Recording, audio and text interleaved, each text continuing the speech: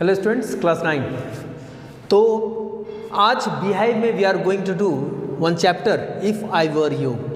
Literature में from the Beehive book we are going to do if I were you, written by Douglas James. और if I were you क्या है? ये एक play है, एक नाटक है जिसे डगलस जेम्स ने लिखा है। उसकी introduction you can see over here. तो लेट मी पहले explain you the introduction, then we will move through with the chapter. This play is about a playwright. ये कहानी एक प्ले राइट की है। प्ले राइट मीन्स खुद एक नाटककार, एक नाटक लिखने वाला व्यक्ति की कहानी, जिसका नाम है Gerrard, GERRARD, Gerrard. This is the name of the playwright. How he escapes being killed by an intruder who wants to steal his identity and live peacefully. किस तरह से एक घुसपैठिया इंट्रूडर उसके घर में घुसता है, उसे मार देने की बात सोचता है और उसकी पहचान पर यह इंट्रूडर खुद जिंदा रहने की सोचता है, एक कंफर्टेबल और इजी लाइफ व्यतीत करने के लिए। यानी कि कहीं ना कहीं इंट्रूडर कोई क्रिमिनल रहा होगा जो कि किसी व्यक्ति को मारकर उसकी पहचान, उसका नाम लेकर खुद लाइफ रहना है ना। तो यहाँ पर कहानी जेरार्ड की है जो एक प्ले राइटर है, और एक इंट्रूडर घुस जाता है जो उसे मार देना चाहता है और उसकी पहचान को चुराकर खुद शांतिपूर्वक एक नॉर्मल जिंदगी व्यतीत करना चाहता था।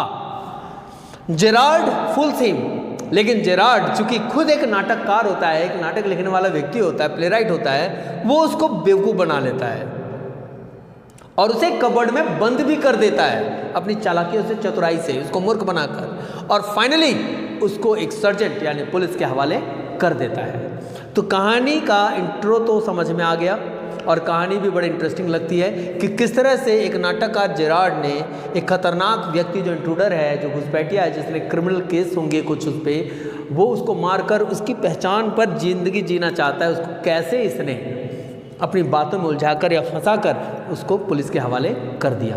तो स्टोरी बिगिंस की। तो आइए कहानी शुरू करते हैं। चूंकि ये एक नाटक है, एक प्ले है, तो इसकी शुरुआत सीन होगा, दो लोगों का कन्वर्सेशन होगा, इस तरह का होगा। तो all this thing you can go through your book से पढ़ सकते हो, बट मैं आपको होल सोल में कहानी समझाऊंगा, और वो कहानी क्या है इसको समझते हैं। The play set in A small cottage. ये कहानी एक छोटे से कॉटेज में प्ले किया गया है, यानी कि दृश्य ऐसा है कि एक छोटा सा कॉटेज का। The room has an entrance on the right hand side with a curtain on it. Room में एक एंट्रेंस है और एंट्रेंस के राइट साइड में एक पर्दा लगा हुआ है। There is another door to the left side of the room, और रूम के लेफ्ट साइड में एक और डोर है which is in use, जो कि एक्चुअल में यूज में आता है आने जाने के लिए। The room has simple furniture, एक small table to the left, a chair और two on a small bed on the right side of the room. इस रूम के अंदर का नज़ारा, पहले तो रूम का स्ट्रक्चर हमने देखा, अब रूम के भीतर का नज़ारा। भीतर के नज़ारे में क्या है कि ये एक छोटा सा सिंपल रूम है जिसमें कुछ छोटे मोटे फर्नीचर रखे हुए हैं, और फर्नीचर में क्या क्या है? एक छोटा टेबल लेफ्ट में, रूम में घुसते ही लेफ्ट में, एक चेयर और दो चेयर और एक bed right side of the room में। ये प्लेसमेंट किया गया रूम के अंदर। On the table A telephone is kept, और टेबल पे, उस छोटे से टेबल पे एक टेलीफोन रखा हुआ है। As the curtain on the stage is rolled up, Gerrard is found standing by the table making a phone call. और जैसे ही नाटक की शुरुआत होती है और पर्दा उठता है, तो अंदर का सीन दिखता है कि जेरार्ड टेबल के सामने टेलीफोन हाथ में लिए किसी को कॉल लगा रहा है। ठीक है, फोन लगा रहा है वह। ही और जेरार्ड यानी entry of the main character of the story. He is of medium height and is wearing spectacles that are in the shape of horns. वो एक एवरेज हाइट का व्यक्ति, कौन? जेरार्ड, जिसने स्पेक्टिकल्स पहने हुए हैं, ठीक है, हॉर्नी शेप का। और he is wearing a lounge suit and a great coat. एक लाउंज सूट पहना हुआ है और एक कोट ऊपर से, यानी कि उसकी पर्सनैलिटी बहुत अच्छी लग रही है। एक व्यक्ति जो प्ले राइट होता है, प्ले राइट नाटककार, उसकी पर्सनैलिटी दर्शाई जा रही है। ठीक है। His voice indicates that he is cultured and well educated. और वो जिस तरह से बात कर रहा है फ़ोन पर लोगों से, उससे ये जाहिर हो रहा है कि वह एक शिक्षित, पढ़ा लिखा और एक अच्छा व्यवहार का व्यक्ति है। तो overall personality of Gerrard is he is well dressed up, average height with education, यानी बैकग्राउंड, उसका बैकग्राउंड क्या है? Educational background. अब कहानी को आगे बढ़ाता हुआ नाटक के दृश्य में दिखता है हमको कि Gerrard is speaking on the phone, वो फोन पे बात कर रहा है। He says that the person should call him up directly. ठीक है? He says that the person should call him up directly. He adds that he would reach in 10 minutes. Bids goodbye and put the receiver back on the phone. दृश्य क्या दिख रहा है कि Gerrard phone पर है, वो कह रहा है कि लोग उसको डायरेक्टली फोन कर सकते हैं, कोई एक्सक्यूज नहीं, कोई प्रॉब्लम नहीं, यानी कि लोग उसको डायरेक्ट कांटेक्ट कर सकते हैं, ऐसा वो यहाँ से बोल रहा है। तो may be someone is speaking something, तभी तो उसका रिस्पॉन्स यहाँ से दे रहा है ऑन फोन। और ये फर्दर कहता है कि बस 10 मिनट में वो वहाँ पहुँच जाएगा, और उसके बाद बाय करके रिसीवर को रख देता है, फ़ोन को रख देता है।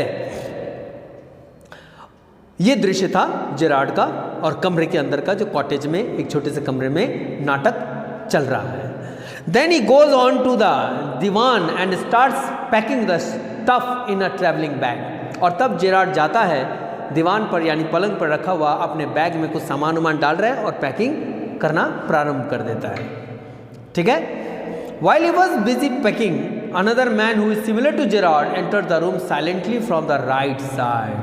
और जैसे ही जेरार्ड पैकिंग करना शुरू करता है, राइट साइड के गेट से एक आदमी चुपके से, जिसकी बहुत हद तक रूपरेखा दिखने में जेरार्ड जैसी होती है, उसकी एंट्री हो जाती है उस कमरे में। He has a gun in his hand. उस आदमी के हाथ में, जो आदमी घुसा है, यही इंट्रूडर है। कहानी में एक इंट्रूडर की बात आपने की होगी, हमने बताया आपको, आपने देखा होगा इंट्रूडर। तो मैंने जो इंट्रूडर के बारे में बताया, उसकी एंट्री हो चुकी है। अब वो घुस गया है, उसके हाथ में एक गन है। He is dressed in a bright colour dress and overcoat and a soft hat. इस इंट्रूडर के बारे में भी बताया गया कि उसके हाथ में एक गन है, एक अच्छा ब्राइट कलर ड्रेस पहना हुआ है उसने, एक ओवरकोट भी है और एक सॉफ्ट हैट भी पहना हुआ है। He bumps into the table and Gerard turns around at the sound. और जैसे वो घुसता है तो टेबल से टकरा जाता है। कौन? ये इंट्रूडर। तो जेरार्ड तभी टर्न होकर देखता है। ये सारे दृश्य आप समझ रहे होंगे कि कैसा सीन होगा वहाँ का, जो सिचुएशन घट रही है। और इस तरह से कॉलेज के अंदर का दृश्य जब ये पूरा का पूरा डिस्प्ले होता है और जेरार्ड जैसे टर्न होता है, जेरार्ड और इंट्रूडर के बीच अब बातचीत शुरू हो जाती है। The intruder says that he is glad to find Gerard happy to see him. He adds, ठीक है? Gerard speaks pleasantly. Gerard उसे कहता है कि he is surprised to see him. Gerard क्या कह रहा है उसको, इंट्रूडर को देखते ही, कि बड़ा आश्चर्यचकित हो उसको देखकर, ठीक है ना? क्योंकि अनजान आदमी उसके घर में घुस गया, तो he was shocked. तो इंट्रूडर उसको क्या जवाब देता है? जेरार्ड पलट के जब ये बात कहता है तो इंट्रूडर उसे कहता है कि he is glad to find Gerrard happy to see him. Gerrard की प्रतिक्रिया पर इंट्रूडर उसको जवाब दे रहा है कि बहुत खुश है, कि जेरार्ड इस बात से खुशी है कि एक व्यक्ति उसमें घुसा है उस कमरे में और वो देख के खुश हो रहा है। He adds that Gerard won't remain happy when he comes to know for of his intentions. Gerard ने जब उसे कहा कि जब घर में घुसा इंट्रूडर, तो जेरार्ड का रिएक्शन था ही वॉज हैप्पी टू सी। तो इंट्रूडर कहता है कि जितने देर तुम खुश हो उतनी देर के लिए है, तुम ज़्यादा देर खुश नहीं रहने वाले हो। इंट्रूडर उसको धमका देता है, ठीक है? The intruder asked Gerrard to raise their hands, और वो कहता है जेरार्ड को, चलो चुपचाप अपने हाथ ऊपर कर लो, यानी कि सावधान, raise your hands. Gerrard find the intruder's behaviour to be dramatic and not very natural. Gerrard जब ये प्रतिक्रिया देखता है इंट्रूडर का, तो उसको लगता है कि ये आदमी थोड़ा ज़्यादा ही ड्रामा कर रहा है। ओरिजिनल वाला विलन का जो रोल होता है ना, वैसा दिखता नहीं उसे, लगता है कि ये just acting too much. Intruder तभी कहता है कि is trying to be composed and he is soft words, short of words to complete the sentence. वो कहता है कि वो खुद को शांत रखा हुआ है, मतलब जेरार्ड को कह के, और जेरार्ड को लगता है कि आदमी ज़्यादा ओवर एक्ट कर रहा है, तो इसी पर इंट्रूडर कहता नहीं, वो सोचता है जब तक। तो इंट्रूडर उसको कहता है कि वो सॉफ्ट होने की कोशिश कर रहा है, अपने आप को नॉर्मल रखने की।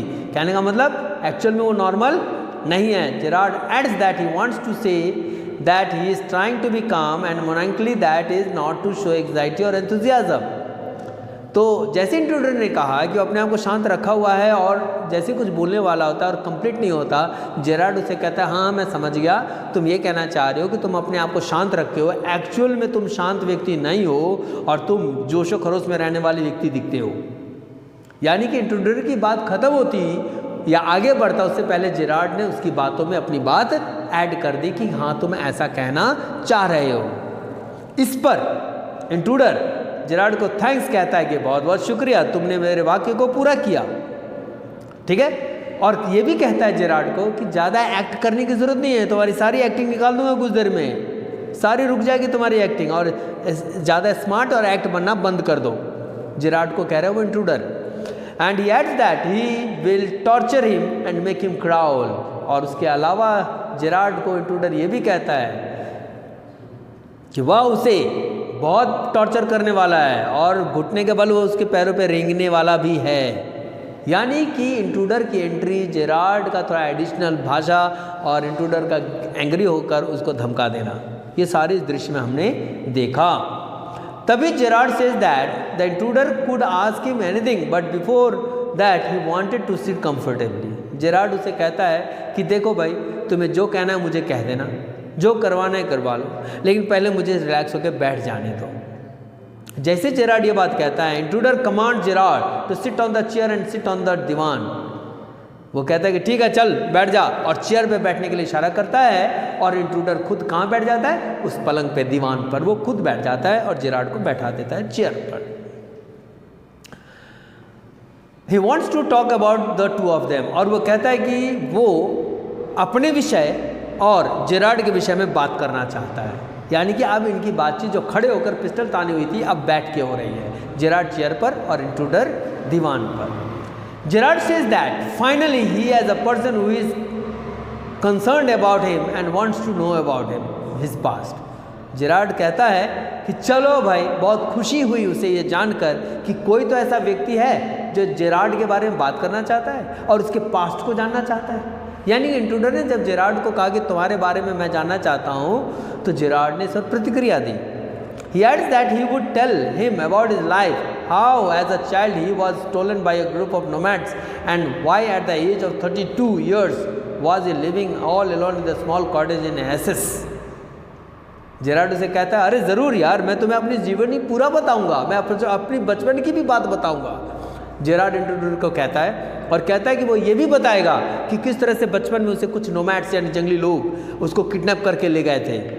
ठीक है, और क्यों आज 32 इयर्स के एज में वह एक अकेला इस कॉटेज में अपनी ज़िंदगी सिंगली व्यतीत कर रहा है।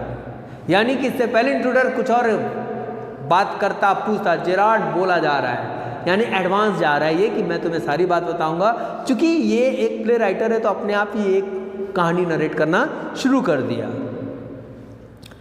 और वो ये भी बताता है कि वो ये भी नरेटर को, जेरार्ड बताता है इंट्रूडर को कि वो ये भी बताएगा कि क्यों वो अकेला एसेक्स, ESSEX एसेक्स में अकेले गांव में रहता है, ये भी बताएगा, ऐसा इंट्रूडर को जेरार्ड कहता है। By saying this he develops an air of suspense around him, और ऐसा कहकर जेरार्ड इंट्रूडर के सामने एक नया सस्पेंस क्रिएट कर देता है।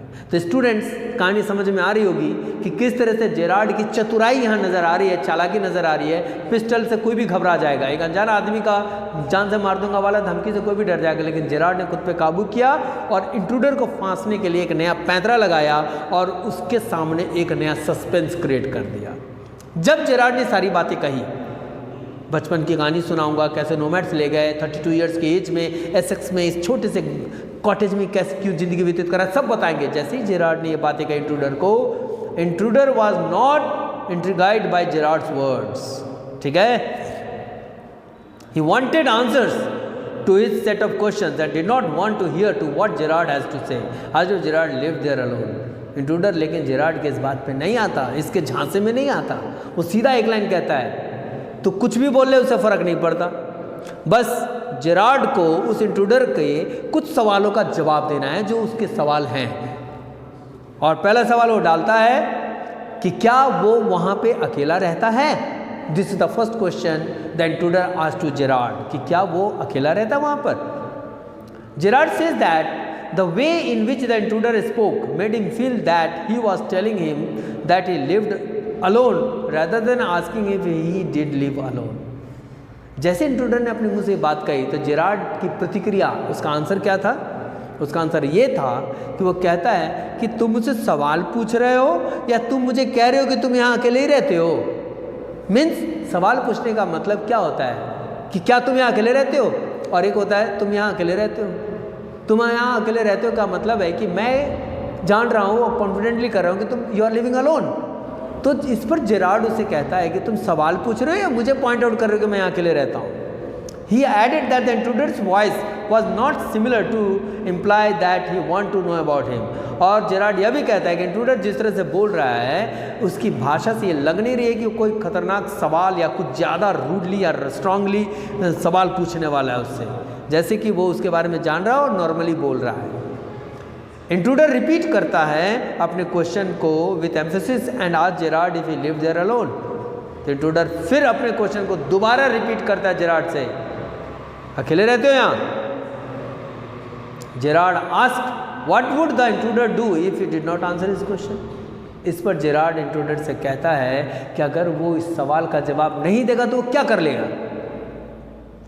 तब इंट्रूडर कहता है जेरार्ड से कि if he did not want any harm then he should obey his orders, कि अगर तुम कोई नुकसान नहीं पहुंचाना चाहते हो, जेरार्ड को कहता है इंट्रूडर कि तुम चाहते हो कि तुम्हारा कोई नुकसान ना हो जाए, तो जो मैं पूछता हूँ या सवाल पूछता हूँ फटाक से उसका चुपचाप आंसर देते चलो, ठीक है, उसके ऑर्डर का पालन करते चलो। Gerrard spoke intelligently and replied that his good sense reflected in his ability to avoid pain than the mere desire to avoid it. He asked the intruder about his opinion and addressed him as Mr. to indicate that he wants to know his name. Gerrard बड़े चतुराई से उससे कहता है कि आप जिस sense से मुझसे कह रहे हो कहीं से नहीं लगता है ना, reflected him ability to avoid pain than he mere desire to avoid it. यानी कि जेरार्ड का स्टेटमेंट है कि I think good sense is shown more in the ability to avoid pain than in the mere desire to do so. Gerard कहता है कि जो ability, जो बात ये कह रहा है, जिस सेंस में कह रहा है, उसमें सिर्फ एक कथन नज़र आ रही है, कोई पीड़ा या कष्ट देने की बात समझ में नहीं आती। यानी कि जिस तरह से इंट्रूडर ने कहा था, जेरार्ड को ये फील ही नहीं हो रहा था कि जेरार्ड के अंदर एक डर पैदा करने की भावना हो रही है इंट्रूडर के द्वारा। और फिर जेरार्ड ही उससे कह देता है कि यस मिस्टर, इस तरह से मिस्टर करके प्रेजेंट करता है कि जेरार्ड ही उस इंट्रूडर का नाम पूछ रहा हो। यानी कि क्वेश्चन पर एक काउंटर क्वेश्चन, वो भी एक प्ले राइट का जो जेरार्ड है, इन हिज ओन स्टाइल, अपने तरीके से, यानी उसको पता भी ना चले और आंसर मिल जाए। इंट्रूडर कहता है कि he did not know his name and on the other hand asked Gerard his name, Christian name. Intruder कहता है कि तुम्हें मेरे नाम जानने की कोई ज़रूरत नहीं है, उससे तुमको कोई मतलब नहीं, बल्कि तुम बताओ तुम्हारा क्या नाम रखा गया है, तुम बताओ तुम्हारा क्या नाम रखा गया है जो बचपन में रखा गया होगा। जेरार्ड नाम से तो अपने आप को इंट्रोड्यूस किया हुआ है कहानी में, लेकिन इंट्रूडर कह रहा है कि बचपन में तुम्हारा क्या नामकरण किया गया था, वो नाम बताओ। तो जेरार्ड कहता है विंसेंट चार्ल्स। क्या नाम बता रहा है? Vincent Charles. जेरार्ड रिप्लाइज कि बचपन में उसका नाम रखा गया था विंसेंट चार्ल्स। तब अगला सवाल इंट्रूडर का आता है कि क्या जेरार्ड के पास कार है। यानी कि इंट्रूडर उससे पहले कह चुका था कि वो जो जो सवाल पूछेगा उसका जवाब उसे देते जाना है। तो इंट्रूडर उससे पूछता है कि do you have a car, do you run a car, क्या तुम गाड़ी चलाते हो।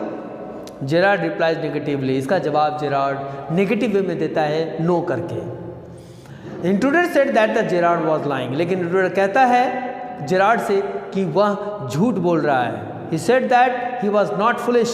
और इंट्रूडर जेरार्ड को यह भी कहता है कि जिस तरह से जेरार्ड इसको मूर्ख बनाने की कोशिश कर रहा है, यह मूर्ख नहीं है, इसकी बातों में नहीं आएगा। He was smarter than him and knew that he had a car. जिस पर इंट्रूडर कहता है कि तुम जो मुझे बेवकूफ़ बनाना चाह रहे हो, मैं बनने वाला नहीं, और मुझे पता है तुम झूठ बोल रहे हो क्योंकि तुम्हारे पास एक कार है जो मैं जानता हूँ। यानी इंट्रूडर ये बात पहले से जानता था, उसके बावजूद भी जेरार्ड से सवाल किया। He want Gerard not to fool him. और उसने वार्निंग भी दिया कि उसको मूर्ख बनाने की कोशिश ना करेज। इस पर Gerard asked the intruder if he was really an American और वाज कॉपिंग अमेरिकन एसेंट। जैसे इंट्रूडर ये सब बात कहता है, जेरार्ड उससे फिर काउंटर क्वेश्चन करता है कि क्या वो वाकई में अमेरिकन है या अमेरिकन टोन में वो बात करना चाहता है ताकि वो शो करे कि वो एक अमेरिकन है। राइट, ये सवाल होता है जेरार्ड का इंट्रूडर से। Intruder got angry and said that his gun was not a toy. Intruder इस पर नाराज हो जाता है और कहता है कि उसको गुस्सा मत दिलाओ, उसके हाथ में जो ये गन है ना, ये कोई खिलौना नहीं है। He could harm Gerard and still would get a reply to his question. ठीक है, और कहता है कि हो सकता है कि इस गन से वह जेरार्ड का हानि भी पहुंचा दे, यानी उसको गोली मार देने तक की भी बात पे आ जाता है। कौन? इंट्रूडर। और कहता है कि चुपचाप उसके सवाल का वो शांति से जवाब देता जाए। तो जेरार्ड कहता है ऑफ कोर्स, ज़रूर। और वो दर्शाता है, Gerard shows that he got scared and said that he would be happy to help the intruder. He accepted that he had a car and said that it was in a garage. इस पर Gerrard कहता है कि वाह, intruder वो show कर रहा है जेरार्ड कि इंट्रूडर की उस धमकी से कि गोली मार देगा वाली बात से वो डर शो कर रहा है जेरार्ड, और उसे कहता है कि ठीक है, उसकी सारी बातों का जवाब देगा। और वो एक्सेप्ट करता है कि यस, उसके पास गाड़ी है और वह गाड़ी उसके गराज में बंद है। तो यहाँ तक की कहानी में हमने देखा स्टूडेंट्स कि किस तरह से सवाल जवाब चल रहे हैं जेरार्ड और इंट्रूडर के बीच। और जेरार्ड स्मार्ट बनने की कोशिश कर रहा था, जिसको इंट्रूडर बहुत हद तक समझ रहा था, और वो कह रहा था कि फुल बनाने की कोशिश ना करे, उसको मूर्ख बनाने की, अन्यथा वो उसे गोली मार देगा। इस पर जेरार्ड भी शो करता है कि यस, वो डर रहा है और वो खुशी खुशी उसकी मदद करेगा, सारे सवाल का जवाब देगा, और उसे एक्सेप्ट करता है, कहता है कि हाँ, उसके पास गाड़ी है और वो गाड़ी गराज में बंद है। तो यहाँ तक के इस कन्वर्सेशन को, इस नाटक को, इस प्ले को हम रोकते हैं, यहाँ तक करते हैं, आज पॉज करते हैं। In the next class we will be continuing from here. तो students, what you do is कि listen to this carefully, read the chapter that is dialogues going on between Gerard and the intruder, और सुनने के साथ साथ पढ़ते जाओगे तो इजीली अंडरस्टैंड हो जाएगा, और नेक्स्ट वीडियो में हम इसको मूव ऑन करेंगे। Last task is, today's task is, यहीं तक के टॉपिक को आप लिख लेंगे पैराग्राफ, ठीक है, और मैक्सिमम वर्ड्स कितना 50 to 100 या फिर 10 to 15 लाइन्स। 15 लाइन्स सफिशिएंट हुआ। आप लिखकर एक समराइजेशन करके इसको आप ग्रुप में डाल देंगे। Okay, thank you.